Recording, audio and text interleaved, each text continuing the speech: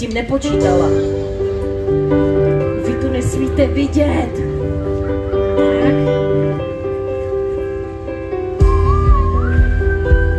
Ne, to já si udělám. Děkuju.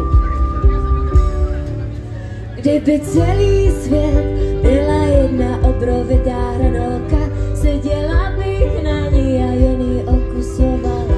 Kdyby celý svět do spirálky dálky unikal, seděla bych na ní a jen ji okusovala. Jen ji okusovala. Jen ji okusovala. Jen ji okusovala. Jen ji okusovala. Kdyby celý svět byla jedna obrovitá hranolka, seděla bych na ní a jen ji okusovala. Kdyby celý svět do spirálky dálky unikal, seděla bych na ní a jen ji okusovala. Jen ji okusovala. Jen ji okusovala. Jen ji okusovala.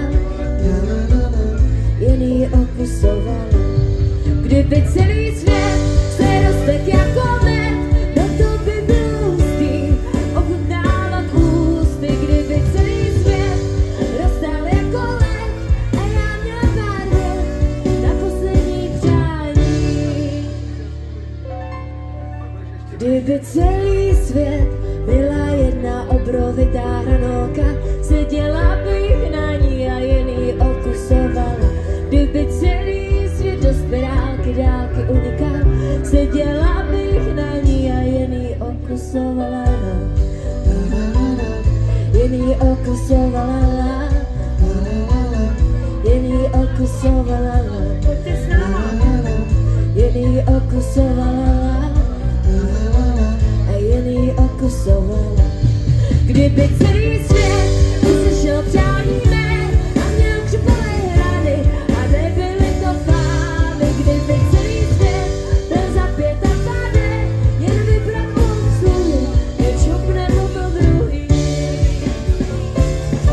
Jo, kdyby celý svět byla jedna obrovitá hranolka, seděla bych na ní a jen ji okusovala.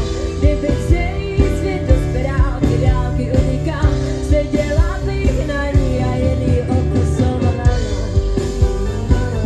Jen ji okusovala. Jen ji okusovala.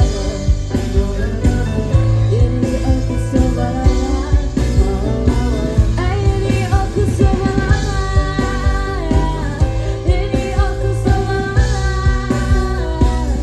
Jen ji okusovala.